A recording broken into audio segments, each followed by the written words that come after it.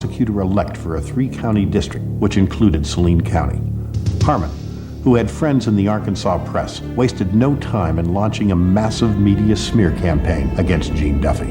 He immediately began a media crusade against me. First of all, using the Benton Courier and Linda Hollenbeck as the reporter, and he also used the Arkansas Democrat and Doug Thompson as the reporter. And for some reason, these two people would write anything that he said to them. They didn't care anything about substantiating anything he said. They just reported it. In the next 5 months, there were over 200 newspaper articles crucifying my reputation.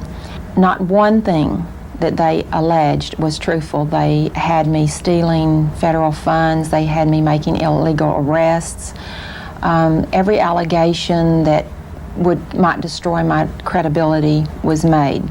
I could have played the same game Harmon was playing and reported to the media the information that I had about him, and truth would have been on my side. But this would have jeopardized the federal investigation.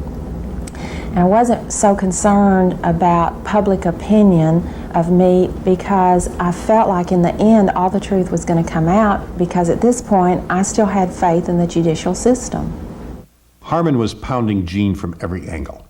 He influenced the filing of a $1.2 million lawsuit against Gene. He facilitated the sabotage of task force records through a fiscal officer who was reporting to Harmon. And he was threatening task force informants whose names had been given to him by a task force agent Gene had fired. By September of 1990, Harmon's smear campaign had reached a critical point, and Gene knew that unless Harmon was indicted, her days as head of the task force were numbered. Govar repeatedly assured Gene that indictments against Harmon and others were imminent, but they did not come in time to save Gene's job. According to Govar, his boss, U.S. Attorney Chuck Banks, was the holdup. The members of my board of directors had warned me for several weeks that they were not going to be able to continue to support me in the face of all of the bad publicity. And in fact, when they did fire me finally in November, it was not because of anything that I had done wrong, but because I had become, in their opinion, ineffective because of all of the bad press. I had 7 undercover officers working for me. They were family men who needed jobs. 5 of them resigned in protest to my firing. Although no longer head of the task force, Gene and the task force officer who had been investigating the train deaths continued to gather evidence. In December of 1990, Gene and her officer went to U.S. Attorney Chuck Banks with their case. This signaled the beginning of the end of the federal investigation. Although Banks promised Gene and her officer they could testify before the grand jury, that never happened.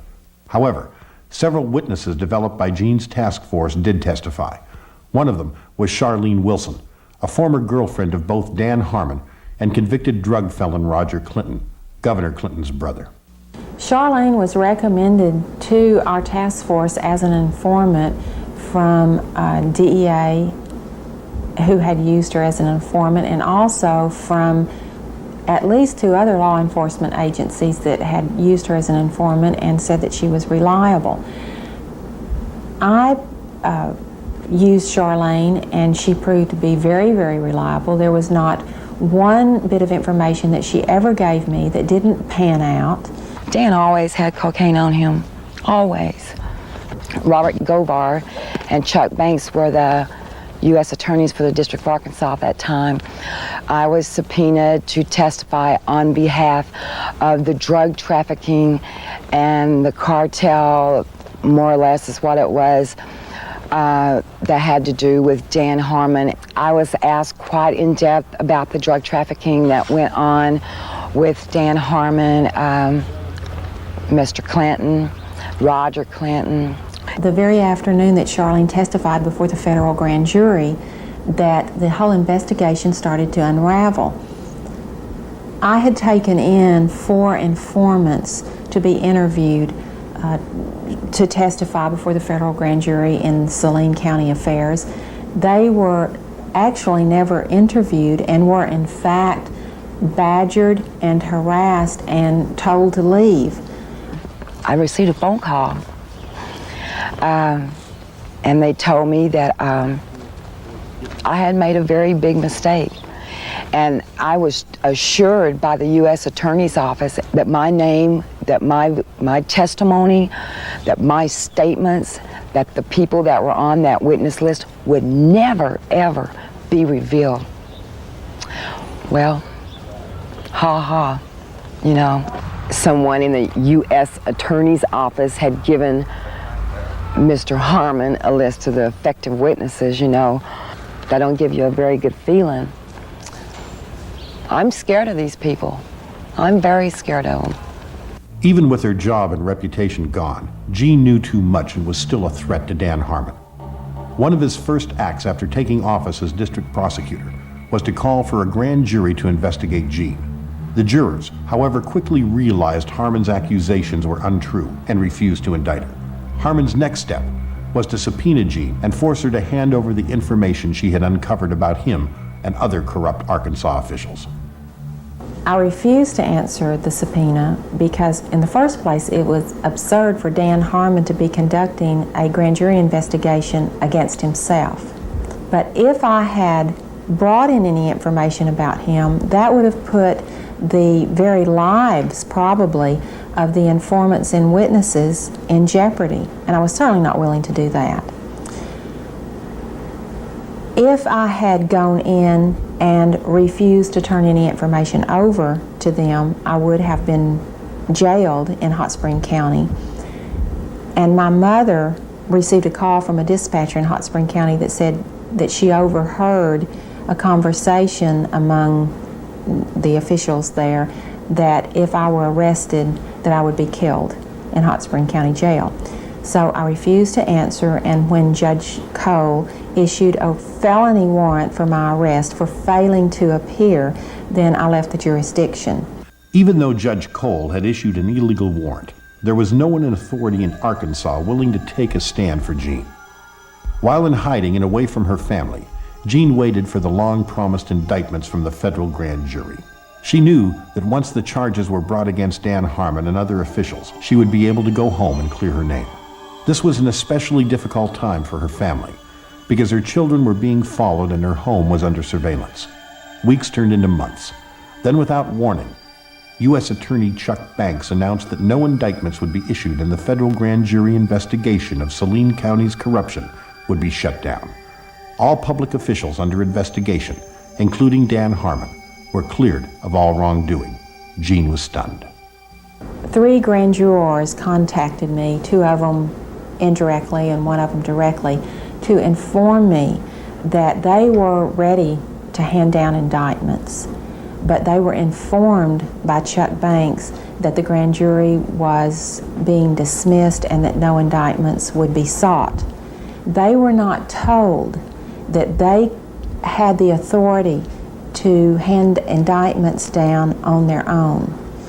In my opinion, Chuck Banks should have been charged with obstructing justice. When Chuck Banks closed down the federal investigation, we were stunned. We couldn't understand what made Kevin and Don's murder so important and who had the power to shut down a federal investigation. In protest, Bob Govar resigned as lead counsel of the federal task force and was then demoted by his boss, Chuck Banks. Jean Duffy and her family were forced to leave the state.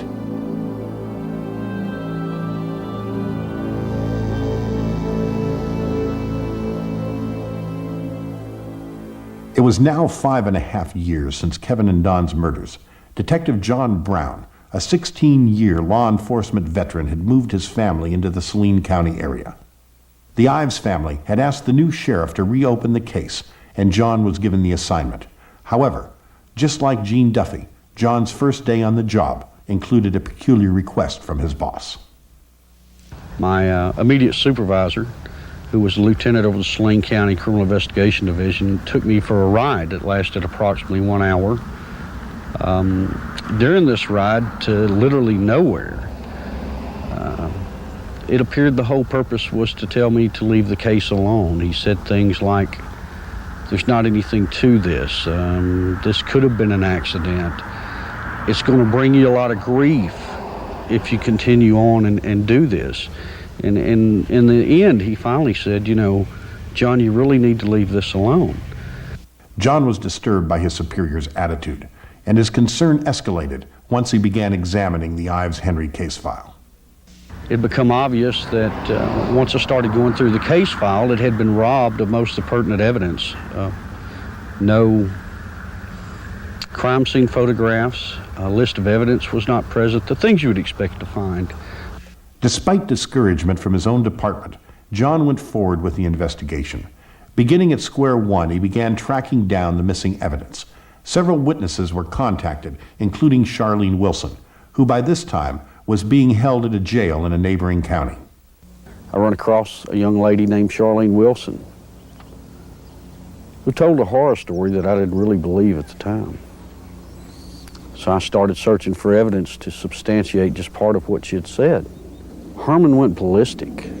Called, he threatened me, threatened Sheriff Pridgeon, threatened Captain Gene Donham, the chief deputy. All because I talked to this one woman. Charlene believed she had been set up by Dan Harmon in retaliation for her testimony against him. The team of Prosecutor Harmon and Judge Cole managed to convict and sentence her to an unbelievable 30 years in the Arkansas Department of Correction. Guess who arrested her? Dan Harmon. The very guy that she says turned her on to drugs now has her arrested. Dan Harmon, he walked to me, handed me what was supposed to be a search warrant, and he said, "Bitch," excuse me for saying that, "I told you if you ever brought my name up or brought anything up about the past dealings that we've had, that I'd take you down." He said, "You're going to prison.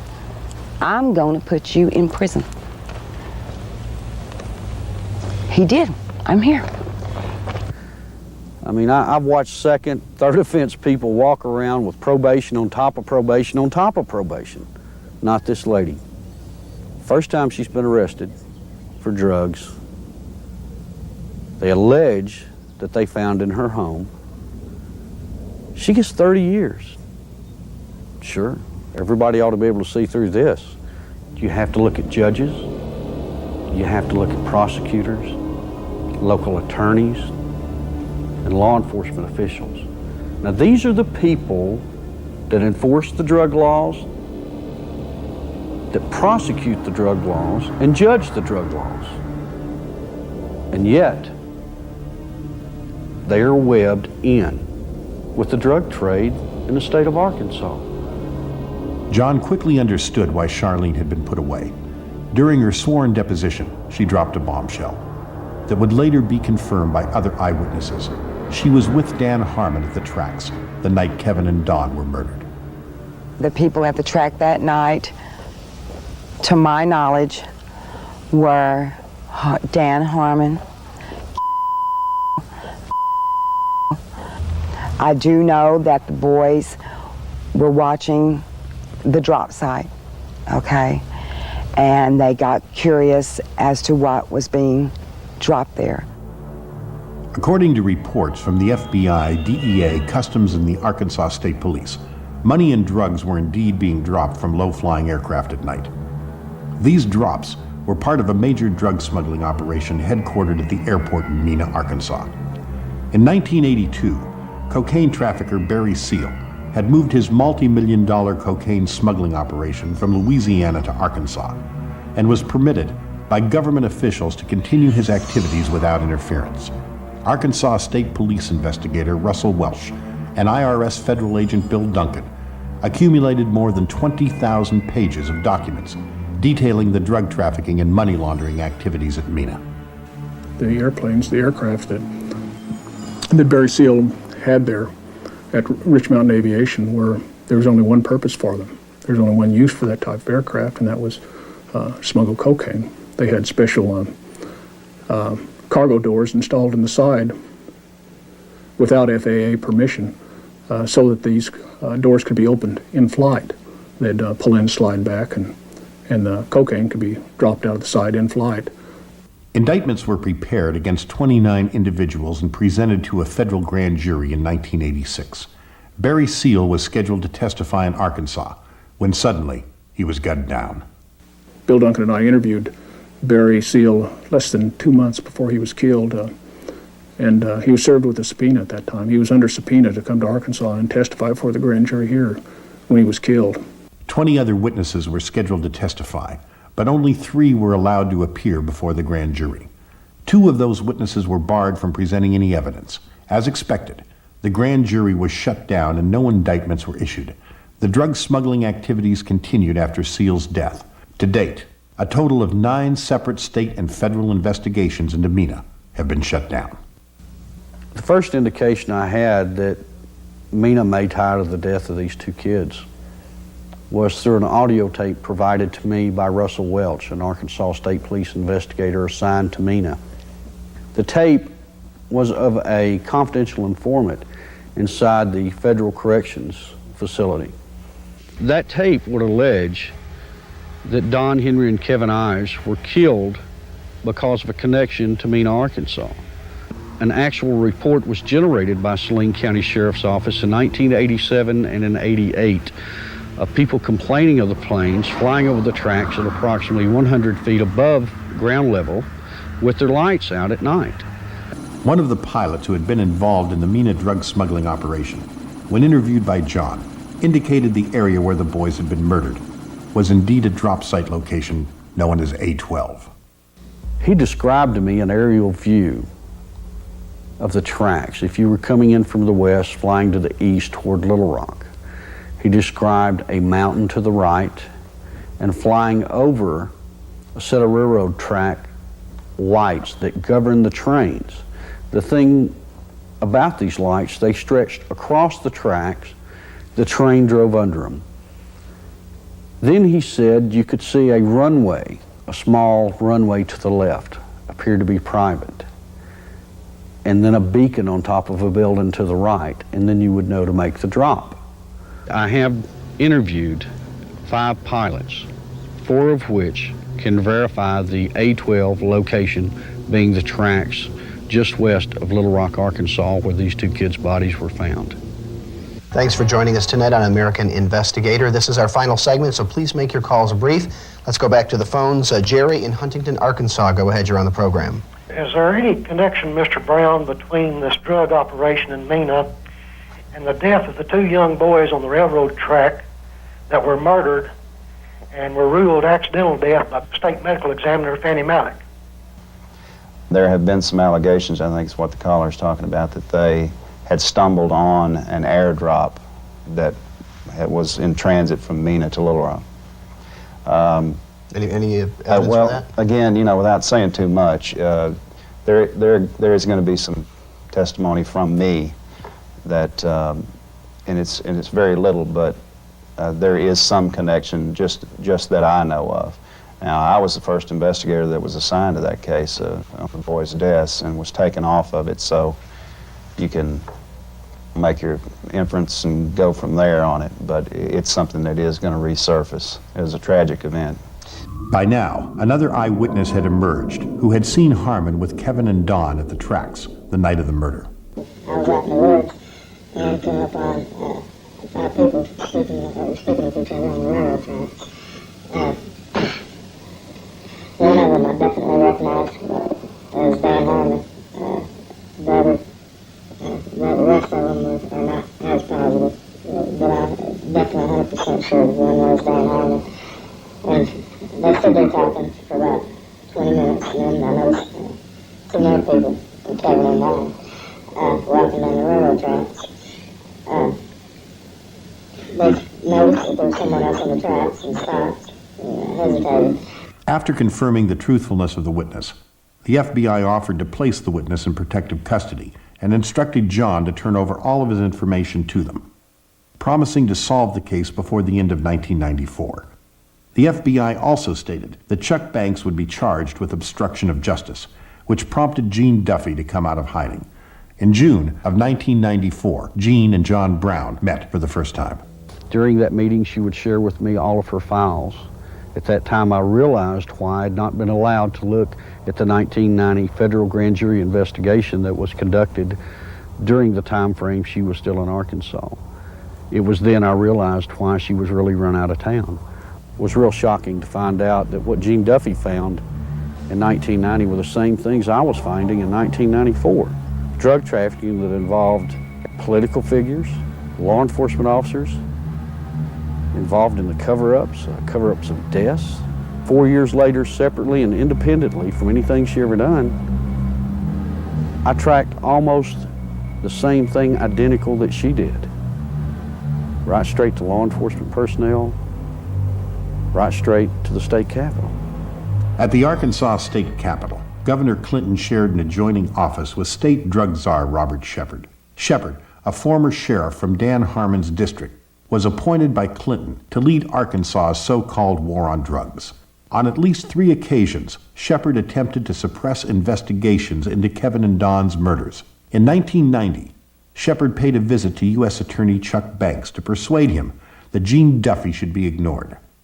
In 1993, Shepard told John Brown that his career would be better off if he concentrated his efforts elsewhere. And in 1995, FBI agent Phyllis Cornyn reported that Shepard had attempted to interfere with the case. The fact is, we know who killed these kids. The problem is now, how long are we going to wait? How long is it going to take before we make the decision that we're going to indict the murderers, and we're also going to indict the people that covered this thing up? Paula Casey, the U.S. District Attorney in Little Rock, has said, we're not going to talk about airplane drops. Why? That's why they were killed. How long do they have to go before justice prevails in Arkansas? When the Mena connection was made in my mind and I looked back on everything that had happened, I knew it was the only thing that had ever made sense to me. And this information had been available for years, but had been suppressed. Of course, now I look back on the chain of events and realize that I likely caused the shutdown of my own investigation. It's clear to me that the turning point was when I gave Chuck Banks the information developed by my task force that the boys were killed because they had stumbled upon a large shipment of drugs dropped from an airplane. In my heart, I feel that that was a red flag that caused Chuck Banks to close the investigation down before it led to Mena. Early on, the media did extensive coverage on Kevin and Don's death and helped us to keep pressure on our public officials over this case. But when it came to the political pressure, the Mena connection involved, they dropped the ball, perpetuating the cover-up. There's some people in the media that know the whole story. I had a reporter call, and I met with him, and it became obvious that he knew a lot more about Mena, Arkansas, the ongoing drug operation in Arkansas, money laundering. I mean, this guy was phenomenal. He even had records. He had done his own research. He'd been doing it for years. He works for a major newspaper in Arkansas now. And I said, you've got all this. I mean, you've got the story. Why don't you print it? And he said, do you really think they'd let me print this? He said, there's no way, John. And freedom of speech is supposed to be alive and well. And this man tells me he can't print the truth. It was now more than 8 years since the incident on the tracks. The pieces of the puzzle had finally come together. Eyewitnesses had implicated several people in the murders and subsequent cover-up, including Prosecutor Dan Harmon, Deputy Prosecutor Richard Garrett, Sheriff Jim Steed, and Officers Jay Campbell, Kirk Lane, and Danny Allen. Throughout his career, Dan Harmon has been protected by the powerful and corrupt in Arkansas. In 1990, he was arrested on 4 misdemeanor counts of tax evasion. At his arraignment, he was ordered to take a routine drug test which would have allowed him to go free. He refused and spent 18 days in jail. Harmon was later convicted of one of the charges and was sentenced by the notorious U.S. District Judge Henry Woods to 1 year probation, the absolute minimum allowed. As a result of his conviction, Harmon's law license was suspended. The suspension, however, was rescinded after a long list of high-ranking Arkansas officials, including Attorney General Winston Bryant, testified on Harmon's behalf. For many years, Bryant had been involved in the Mena drug smuggling investigations. More recently, at least 15 domestic violence complaints filed against Harmon by a number of his ex-wives have surfaced. The complaints, some of which Harmon has admitted to, ranged from holding a gun to his wife's head to biting off the thumb of one of his victims. Charges were never filed, and the reports were kept from the public by Harmon's friend, Benton Police Chief Rick Elmendorf. Dan Harmon continued to receive extremely favorable treatment from the Arkansas press. His continued re-election as Saline County prosecutor also gave him control over the drug task force, Gene Duffy's old job. In November 1995, a package containing fake cocaine labeled as evidence belonging to Harmon's drug task force was found in the possession of Harmon's wife, Holly. An investigation revealed the package had originally contained more than $100,000 worth of pure cocaine, which was now missing. A combined raid by the FBI and DEA confiscated drug-related files from Harmon's home and office. A racketeering case against Harmon was reportedly being built. However, after years of seeing similar investigations go nowhere, a weary public remains understandably skeptical. Finally, on November 29, 1995, the FBI, referring to Kevin and Don's murders, announced to Linda Ives that in light of the fact there is no evidence, it's time you consider the fact that a crime has not been committed. The obstruction of justice continues. There aren't any words in the English language that can describe how it makes you feel as a parent or as a citizen of Arkansas to see what our officials are capable of doing. I think we were just kind of naive, common, ordinary people. Got up and went to work every day and came home and went to bed and assumed that everybody else did the same thing and tried to do what was right. And I think Kevin's death has been the rudest awakening that anybody could ever have to see what really goes on and to see what's important to elected and public officials. This is not a political issue with me. We were never a political family. Our lives revolved around the ball field and going to the lake and all of the things that a family does until the Arkansas political machine reached into our lives and destroyed the tranquility that we had. And I want the American people to know that we have to stand up against this kind of corruption, and we have to hold our officials accountable and make them work for us instead of against us. In my experience, I believe what is happening here in Arkansas is only a small sample as to what is happening nationwide, and I believe that all of America has to stand up and rescue the American system of justice.